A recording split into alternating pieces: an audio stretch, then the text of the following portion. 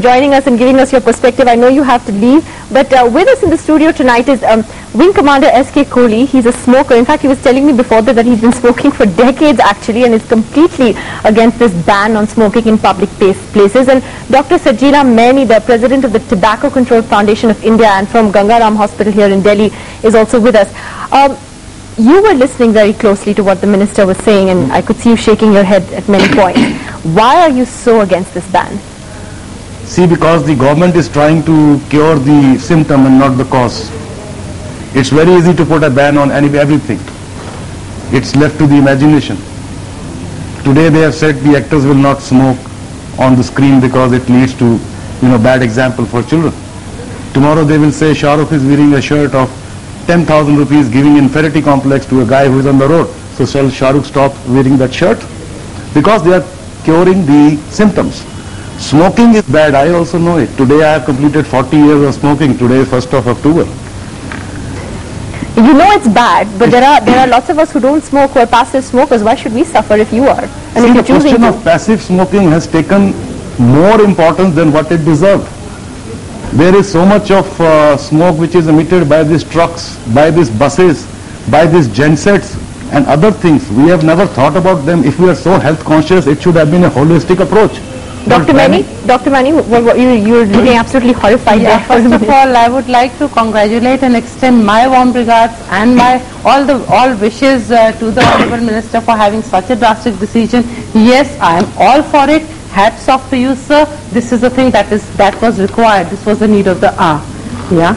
Why the need of the hour? Because we have no right, as the Minister.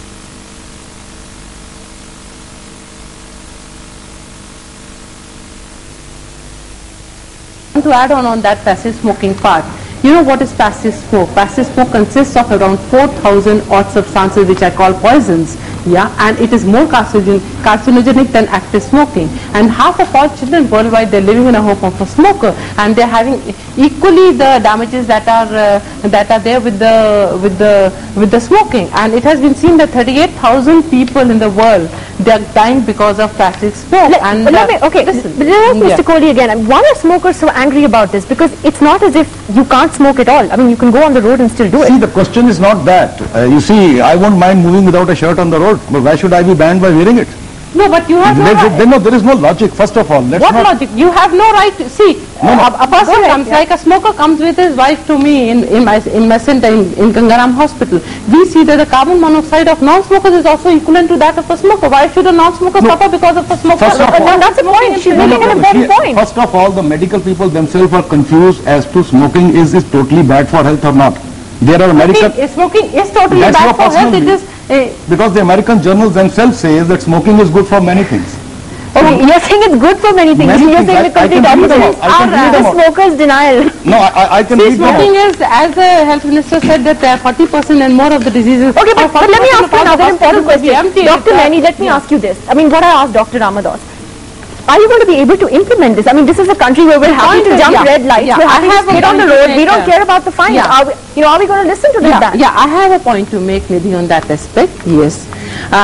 The ban is only for coercion and disciplinary measures. Yeah, coercion is not the complete solution. We need to supplement this coercive measure and the disciplinary measure with the corrective measures.